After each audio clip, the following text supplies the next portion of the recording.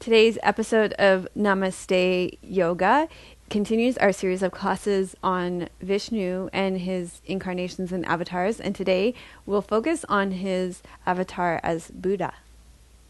Hello, welcome to episode 2. Here's our blanket, excellent. An asymmetrical twist. Dropping and sinking up. Notice how so just notice joining us for the second episode of next week. Namaste.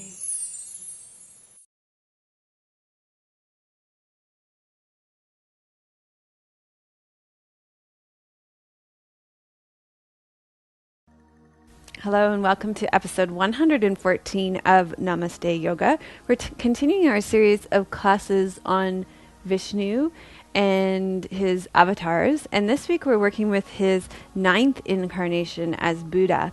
So for today's class, you'll need a strap, and you'll also need a block.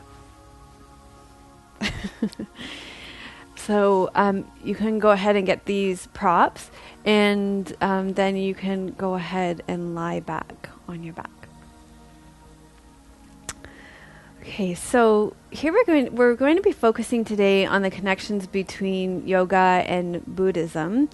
And the person who does this well is a very gifted teacher that we have here in Toronto. His name is Michael Stone. He teaches at the Center of Gravity, and he also, maybe it's Center for Gravity. You can look it up. You'll find it anyways.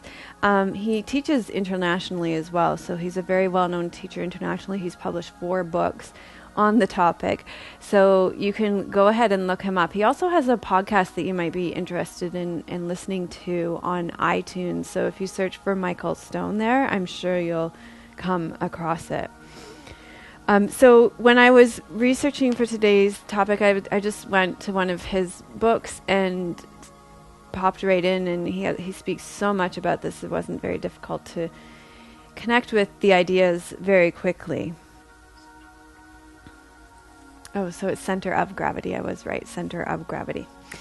So Vishnu's 9th incarnation was as Buddha. This is something that the Hindus believe.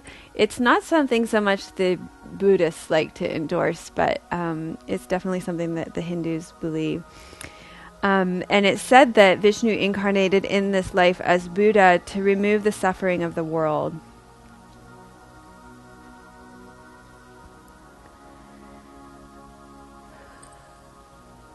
So as we focus on these teachings, bringing Buddhism to yoga, we will focus on being present in our mind and our body.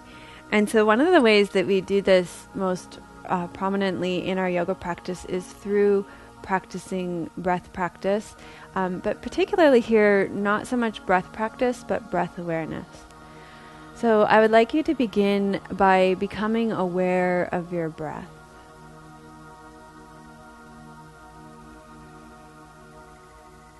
And without needing to change it or shift it or make it be anything other than what it is, just notice what's happening with your breath in this present moment.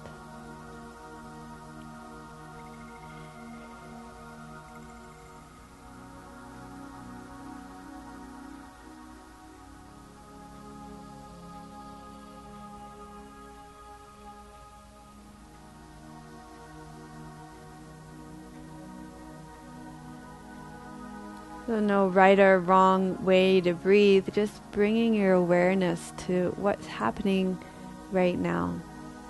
So notice the way you feel your breath, and also notice where you feel your breath most prominently in your body. Maybe you feel it more at your nostrils, maybe more at your throat. Maybe you feel it running along your spine, maybe in your chest. Maybe you feel your breath in your belly.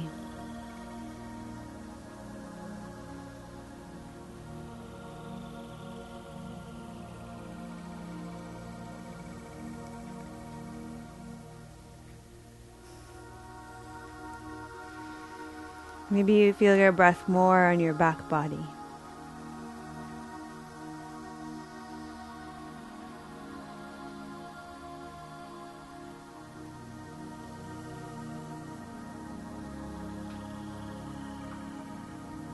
Now bring your awareness to the way that you're experiencing your breath. So maybe you're experiencing it as a linear wave that's coming in through your nose, traveling down your spine, then up your spine and out through your nose. Maybe you're feeling your breath more as an expansion and a contraction. So expanding out to the side in all directions. And feeling your body sink into the ground and center into your core as you breathe out. So again, there's no right or wrong way to experience it, just to be open to the experience that you are having right now.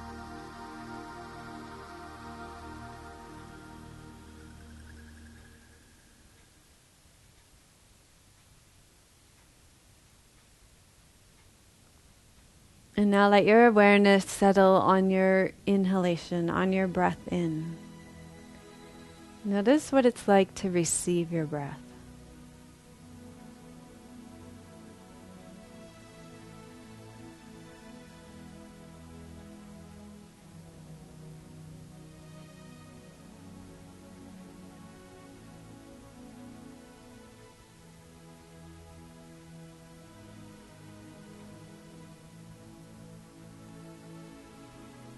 And then become aware of that small space between your breath in and your breath out. The switch from taking breath into your body to releasing breath out of your body.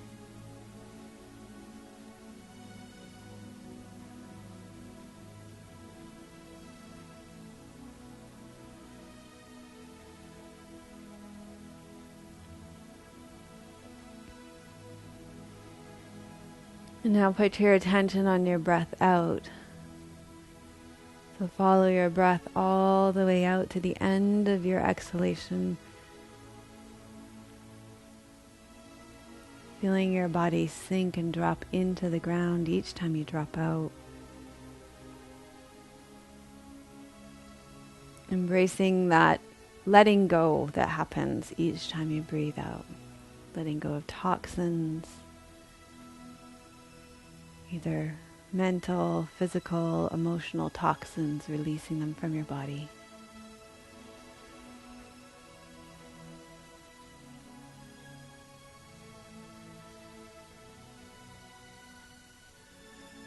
And now let your awareness settle on the space between your breaths. So after you breathe out, allow that pause to be as long as it wants to be before you take your next breath in. And just become aware of that gap between your out-breath and your in-breath.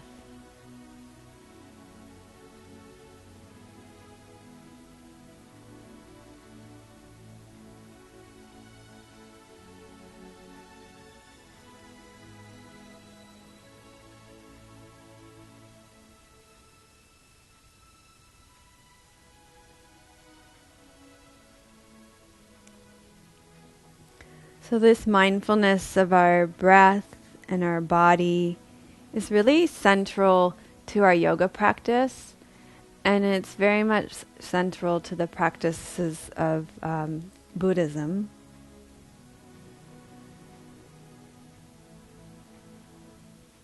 And so in today's practice, I invite you to be concerned with what's happening in each moment.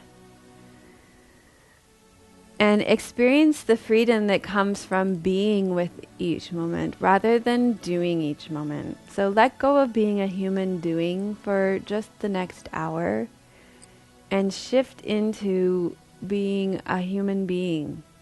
And notice what it's like to be in your body with your breath.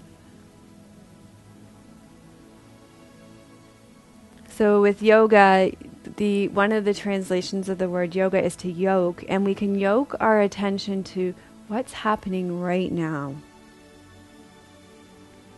So Michael Stone says that we open the channels of our body through the practice of yoga, so that in meditation we've released all the tension in our body, so we can experience meditation from a place of stillness. And so this will be our intention today, to open the channels of our body mindfully, to be fully present to the experience of what's happening in our bodies, to be present to our breath, so that we can sit in meditation in stillness and ease. Now, if you've been working with an intention for this whole series, then you can bring to mind that intention again and see how it weaves into this intention of being mindful and present, and also what it's like to come to it yet another week later.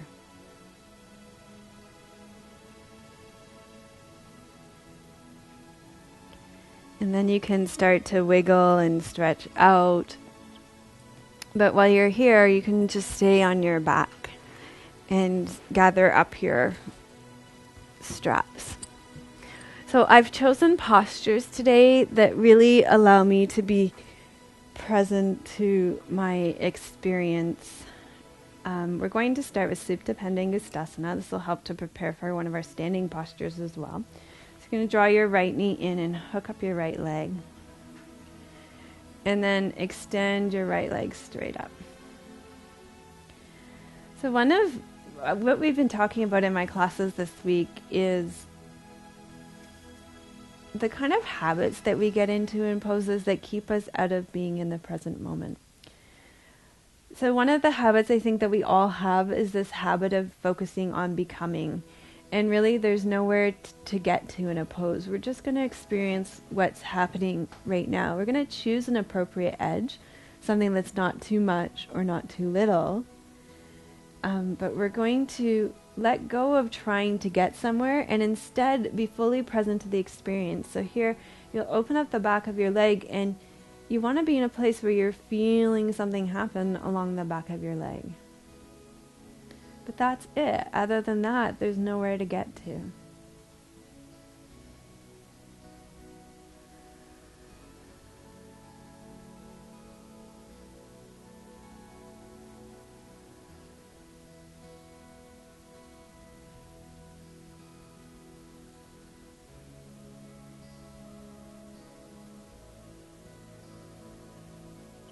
And then you're going to open your right leg out to your right side. Keep your left leg really sinking and grounding. Reach out through your right heel, extend long through your left leg.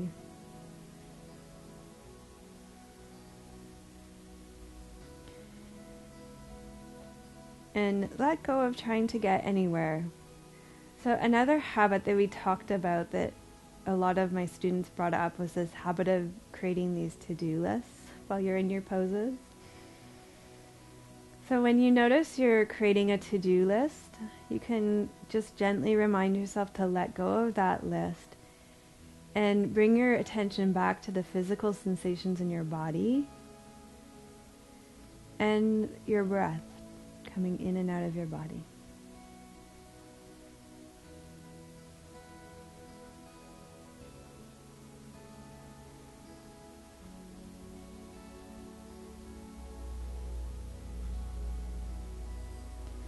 You can slowly bring your right leg back to the center. And from here, start to slowly cross it over your body. Keep the back of your pelvis on the ground.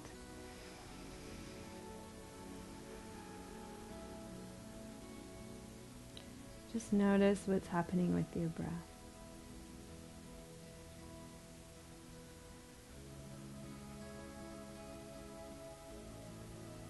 So what would it be like here to receive the posture rather than being the doer of the posture? That should probably help to drop you into being more than doing.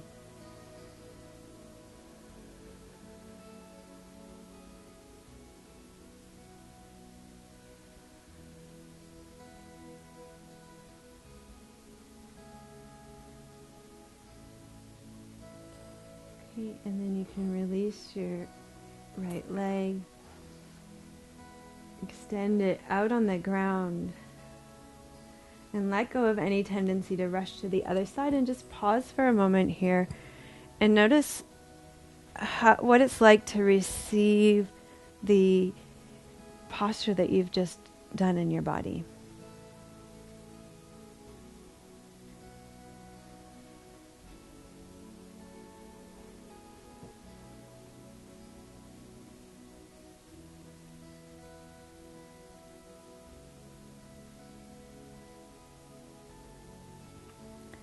And then go ahead and hook up your left foot and extend your left leg straight out. So another really common thing that we can get into in our yoga practice is judging. Judging this side is good, the other side is bad, or vice versa. And what if we let go of even evaluating our poses like that and are evaluating from side to side and just notice what the experience is like on the back of this leg?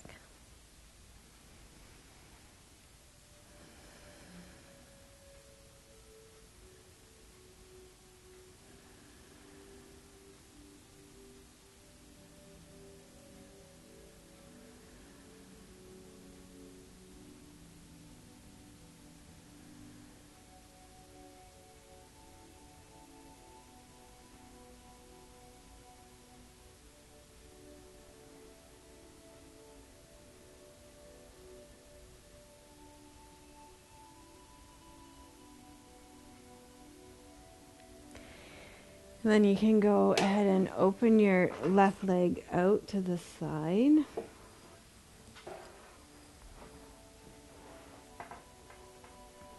Keeping your right leg sinking and dropping into the ground here.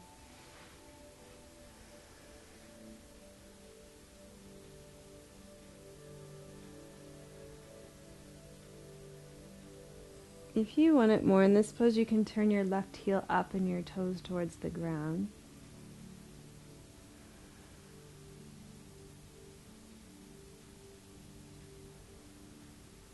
So what's happening with your breath here?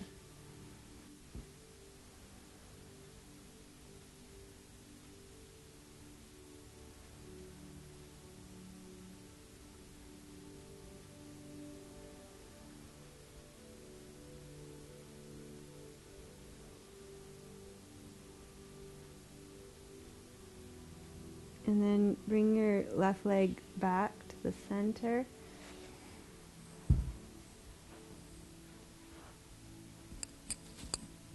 And cross it over your body. Let the back of your pelvis stay heavy on the ground here.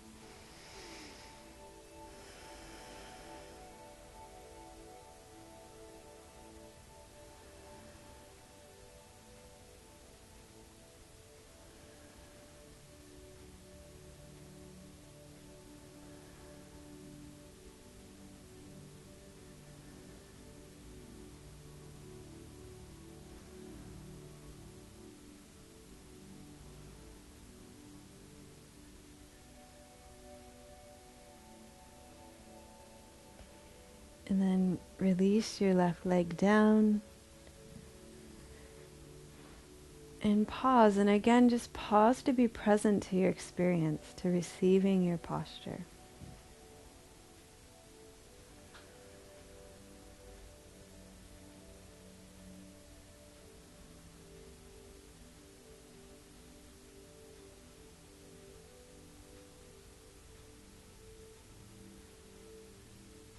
So we invite that stillness into our practice too, not just our meditation. Gonna bend your knees and roll to your right side and come up onto all fours.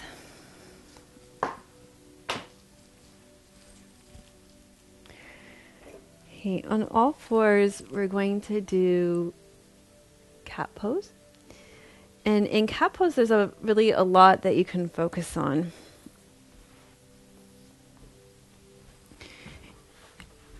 You can, when I studied at Esther Meyer's yoga studio, we focused on three things all the time: grounding, breathing, and spinal elongation. So grounding here can start with your hands, spreading your fingers nice and wide, connecting your shins and the tops of your feet to the ground. And then breathing here is breathing out as you round up through your back. And breathing in as you arch through your back. And then spine, you can really focus on the experience of your spine here. So feeling the vertebra open at the back of your spine as you round and breathe out. And then feeling the contraction of the vertebra at the back of your spine as you arch your back, feeling the opening at the front of your spine. So any one of these things could absorb your total attention.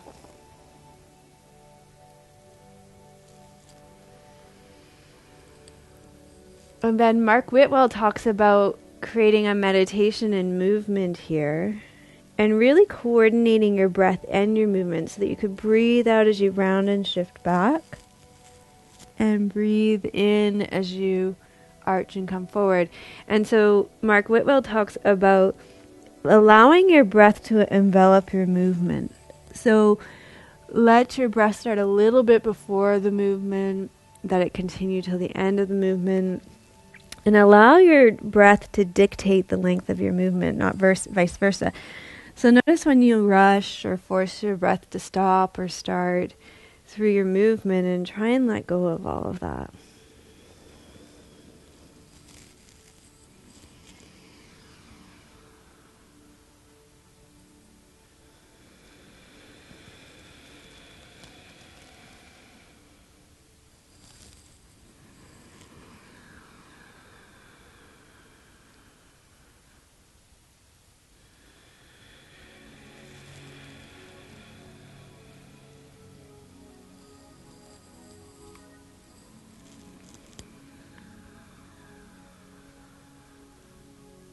Let this be a meditation in movement.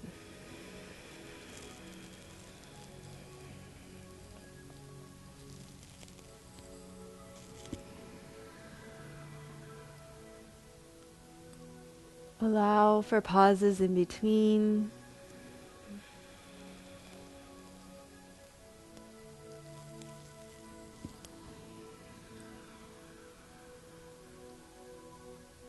And then come back to the center, and we're going to do pigeon pose. So pigeon pose I chose because I think for most people there's a lot of intense sensation in pigeon pose. Slide your right knee forward, reach your left leg back, and fold forward here. So in pigeon pose, we practice being with intense sensations so that we can be with intensity in our life. If we know how to be present with intensity on our mats, then we can be present to intensity off our mats too. So we can breathe through this intense sensation in our bodies. And in life, we can breathe through the intensity of anger, the intensity of suffering, the intensity of sadness, of loss.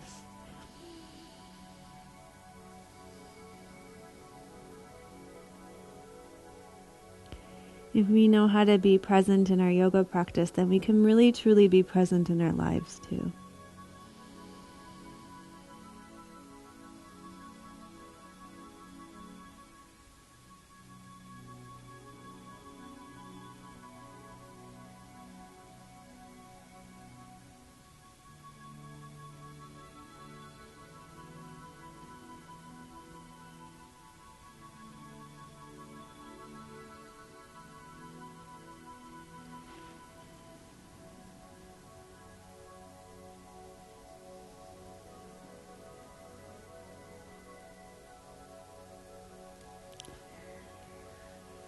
And then come upright, come back up onto all fours. We'll switch sides. So you can slide your left leg forward, bring your left heel over to your right hip bone. Reach your right leg back and long. Fold forward over your bent left leg. And so another really common philosophy between yoga and Buddhism is this idea of the importance of letting go. And, you know, it can be really difficult to let go in our lives. Look, we're a culture of hoarders. There's shows on it now. And we all have our things that we hold on to, you know. We all get really attached to expecting and wanting certain outcomes. And so in yoga, we practice letting go, and it might just be letting go of your next breath. So when it seems really impossible to let go, you can let go of just that next breath. When we practice our postures, we practice letting go of tension in our bodies.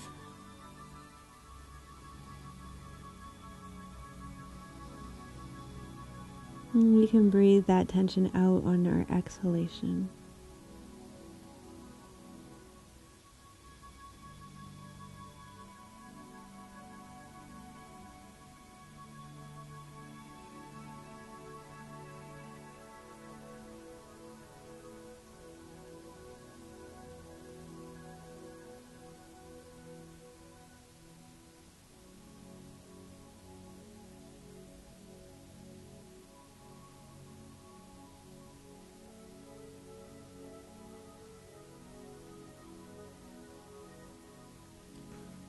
Okay, and then bring your hands under your shoulders.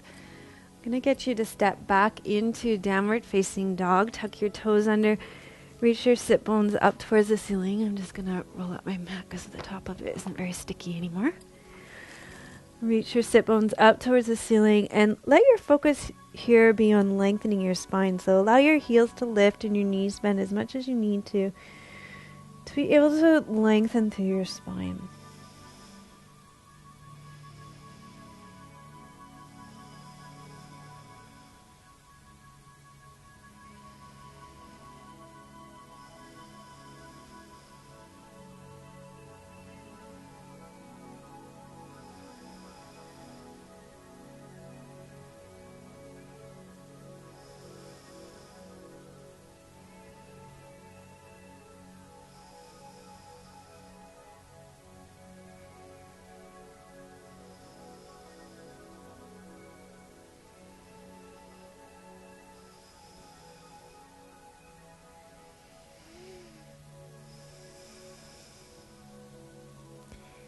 And then make your way up to standing.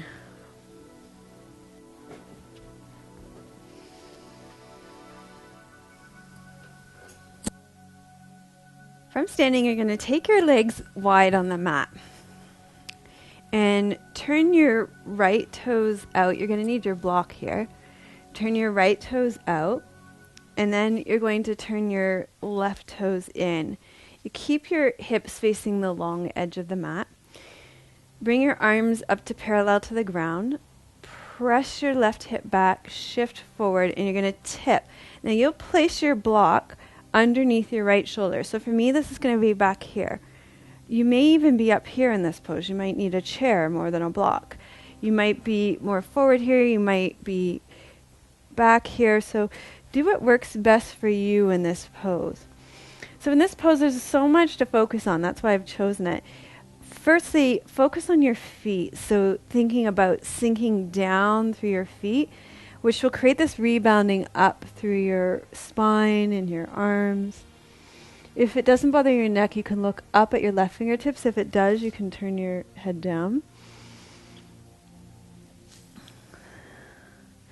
So here, focus on your breathing and sinking and lengthening your legs into the ground.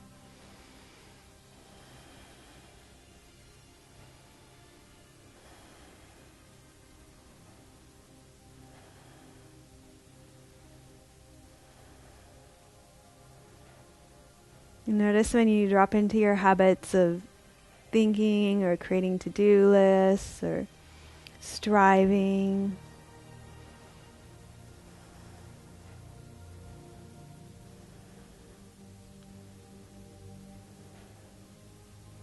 Okay, and then slowly come upright. Turn both your toes forward. Turn your left toes out and your right toes in. Tuck your tail under. You'll bring your arms up to parallel to the ground. Press your right hip back. Shift your torso forward and lift up through your right arm.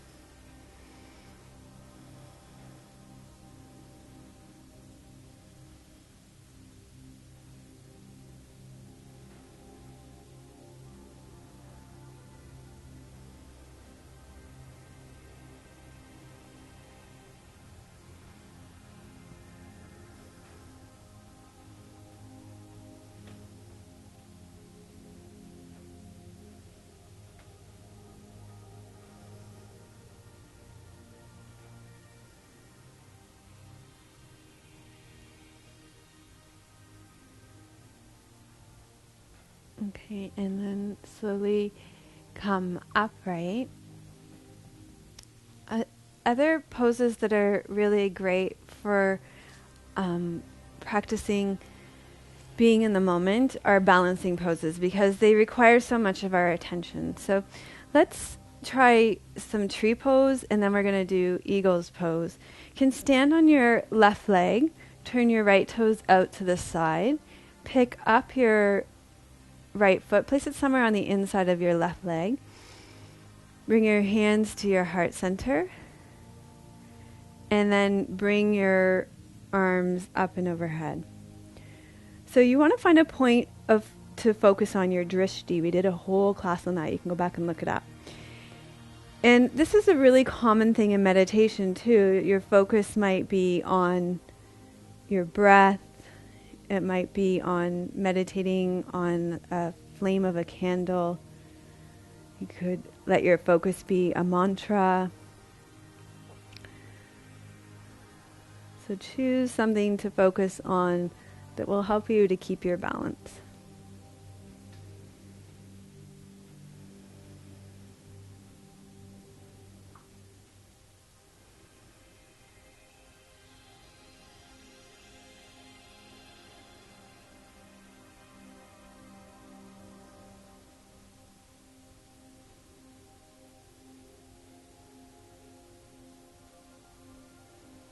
And then you can release this from your body. And we'll try this on the other side. So turn your left toes out. Pick up your left foot so it comes somewhere on the inside of your leg. Bring your hands to your heart center. Tuck your tail under, up through your spine. Reach your arms up. And choose your point of focus.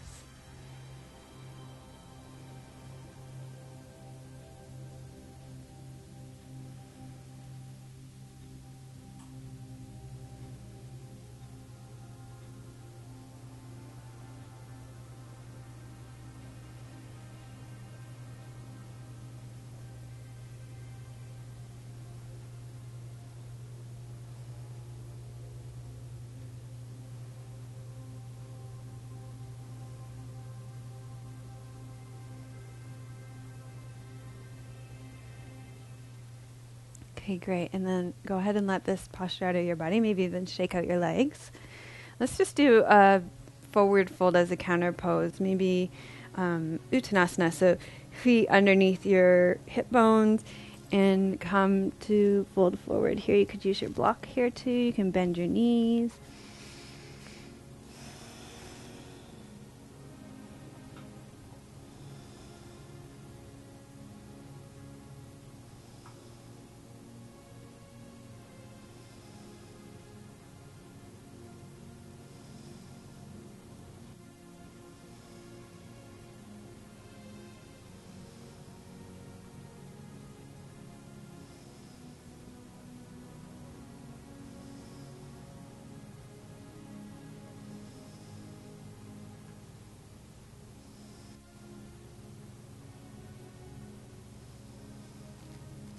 Okay, and then go ahead and come back up to standing. I'm not sure where I'm getting all this white stuff from. I think it's from one of the plants over here shedding.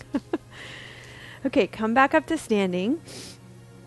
And we're going to do eagle's pose. So I think eagle's pose is a great pose to practice focus and centering and being present in the midst of distractions. The eagle's arms are great metaphor for distractions in our lives, all those things that come off into our path that distract us and lead us here and there rather than keeping us mindful and centered. So you can stand on your right leg, cross your left leg over, and a few options here. So one is you can keep your toes on the ground. The other is you can pick up your foot and place it on the outside of your leg, or you can hook your foot all the way around, so depending on the flexibility of your hips. Then you'll bring your right arm up and hook your left arm underneath it.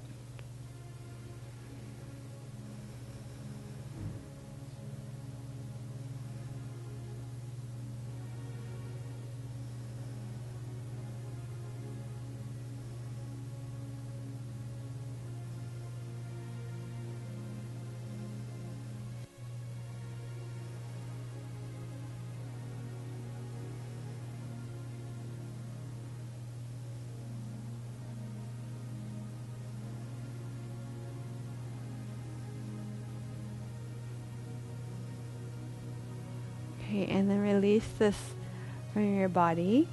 And we'll do this on the other side. So stand on your left leg. Cross your right leg over. Your toes are on the ground is the first option. Second one is you can bring your foot to the outside of your left calf, or maybe you can hook your foot all the way around. Bring your left arm up and hook your right arm underneath it.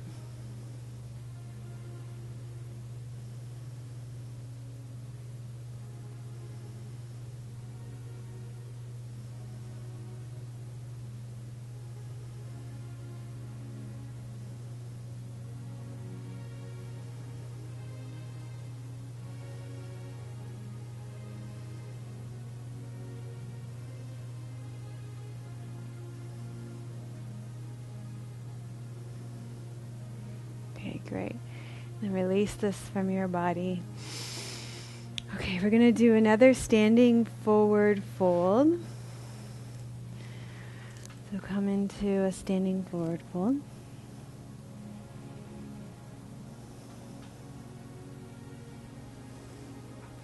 And see if you can really let go of your head here. Let the crown of your head drop towards the ground so that the back of your neck is long. So just by letting go of our heads, you get to practice letting go in your life.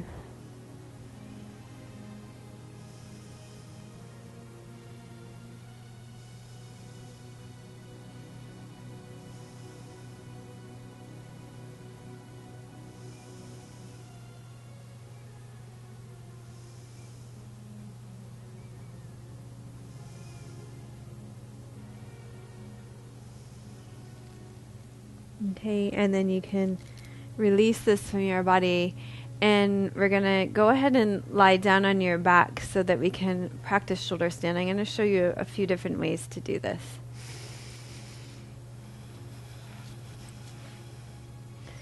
Okay, so anytime you do an inversion, it's absolutely crucial for your safety that you are engaged in the present moment and you're not distracted and looking all over the place. So in shoulder stand in particular, it's really important to have your head in the center.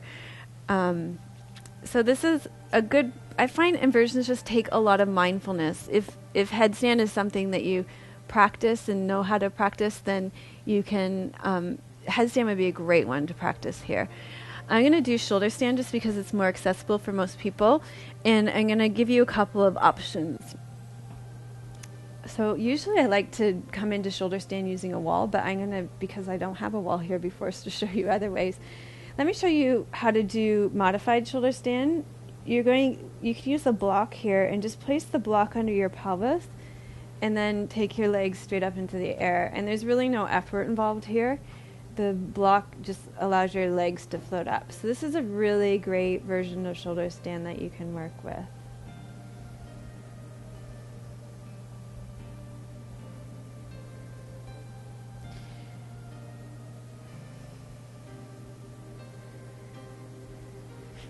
Okay, so now the other thing you can do is kind of roll into shoulder stand. You want to roll gently and be cautious of your neck. So you can come up to sitting and roll back and bring your arms up your back and your elbows in as much as you can. And then most people do like a modified shoulder stand where you place your hands on your hips and your legs go back. So this is a really great version of shoulder stand.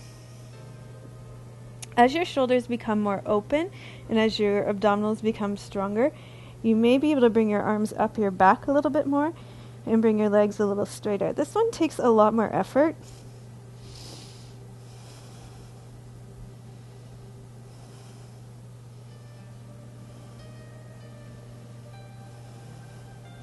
So you can also stay with the modified version as well. But it might be something you want to work towards. Shoulder stand is something you can stay in for a long time. It's a very calming, relaxing pose, a great one to prepare for meditation. It's supposed to be the queen of all asanas. There should be space behind your neck in shoulder stand. Sometimes I see my students, we have some pillows in my studio, and My students put pillows under their heads in this pose. Don't put a pillow under your head in this pose. It's not a good idea. You can put a pillow under your shoulders, but not under your head.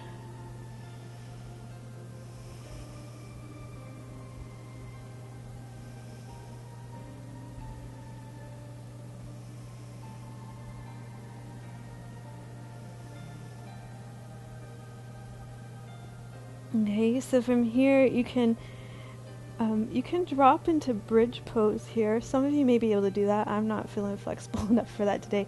Or this is a great one for your abs, is to roll down vertebra by vertebra through your spine. Great. And then the counter pose to shoulder stand is fish pose. So the way that works, we've stretched at the backs of our necks. So now we're going to stretch out the front of our necks. So tuck your arms. I just don't have enough room where I am.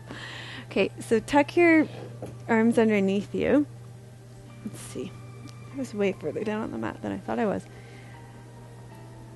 So you get your elbows right underneath you as much as you can. Your hands are down your legs. Press into your elbows, lift your chest, and come on to the top of your head.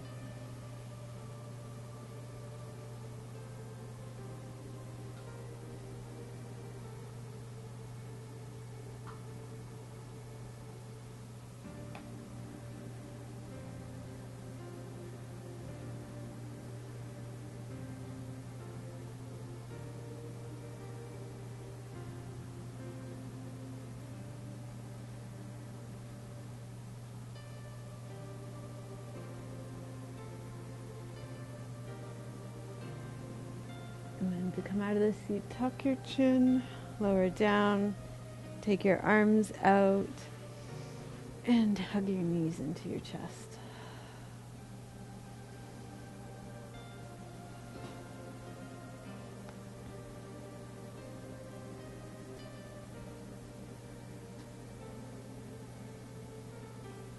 So after knees to chest, you can either rock yourself up or roll to your side and come up. We're going to do just a couple of sitting postures to prepare you for seated meditation. Since the cornerstone of Buddhist practice is seated meditation, we're going to do a little seated meditation today. Begin by bending your right leg in and lengthening up through your spine. Wrap your left arm around your right leg, turn towards it, lift up your spine.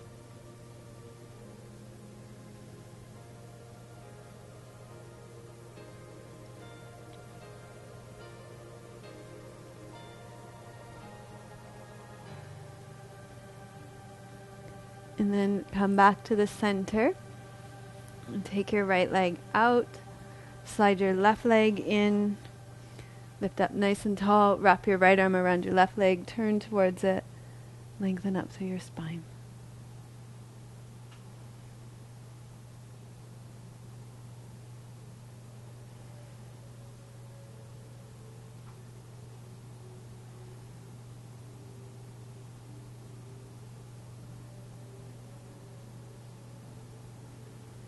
And then come back to the center. We're going to do half cow's face forward fold. Slide your right leg in. Cross your right leg all the way over your body. Lift up tall through your spine. Inhale here. And exhale, fold forward. So forward folds, and this one in particular, which is so challenging, are really about letting go. So the more we strive in these poses, the more challenging it can be for us. So really, we need to detach from outcome here, let go of all expectations, and just be with this physical sensation in our bodies here.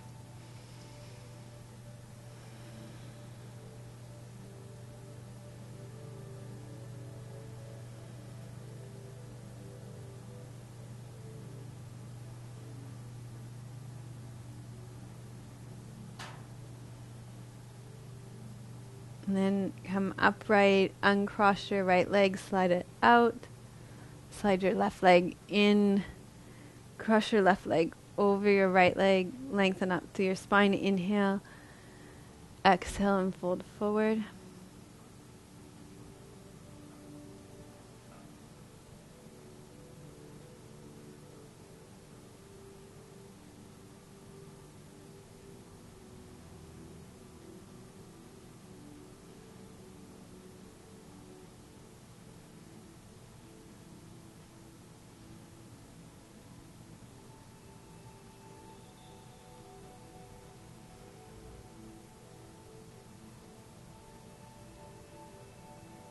Okay, and then come up slowly again. Release your legs. Shake them out. Okay, because this is a class on Vishnu's avatar as Buddha, I wanted to include a little bit of sitting meditation in this class. So I'm going to offer you two ways to sit. The first way is to sit cross-legged. You could sit on a cushion here and cross your legs. The mudra I'm going to give you for this seated position is thumb and index finger together, other three fingers extended. This is a very common sitting meditation position. You want to have your spine going straight up and down, your shoulders roll back and down, your ears back over your shoulders. And then the second way I'm going to show you is kneeling, and it can be quite useful to use a block for this.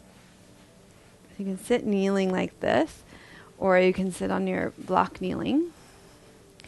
And then you can use a slightly different mudra here, where you place your left hand down, your right palm on top of it, and your thumbs together. Okay, so we're going to sit together here for 5 minutes. And you'll just close your eyes. You'll choose the position that's best for you. You can also sit on a chair here. And let your attention rest on your breathing.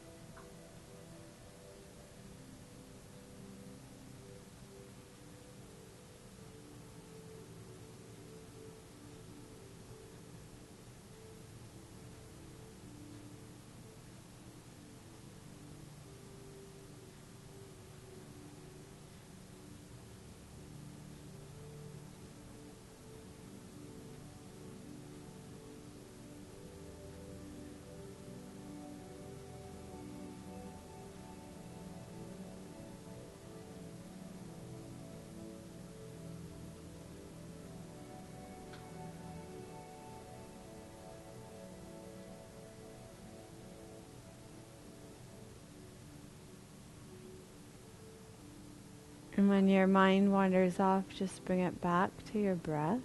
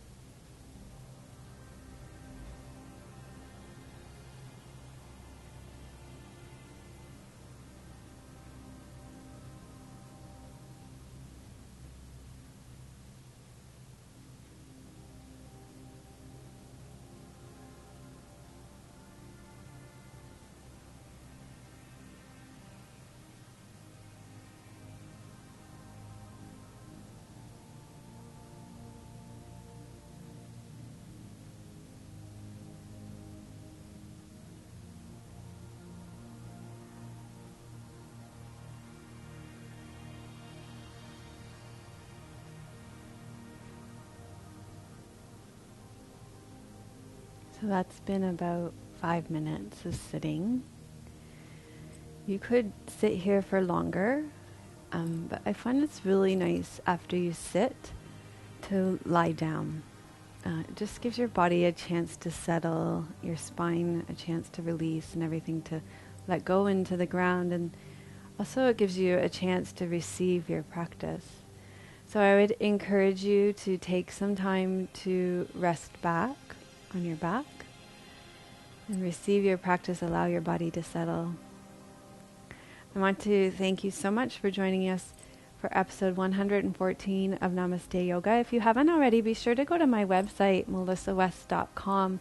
When you go there, you can sign up to receive a free morning and evening yoga video sequence. And these 2 videos aren't available anywhere else on the web. They're just available to those people who are signed up for my newsletter. And do stay on the list too, because I do send out freebies from time to time. So it's good to stay on and get those things that aren't available anywhere else. Thank you so much for joining us for Namaste Yoga. I'll see you next week. Namaste.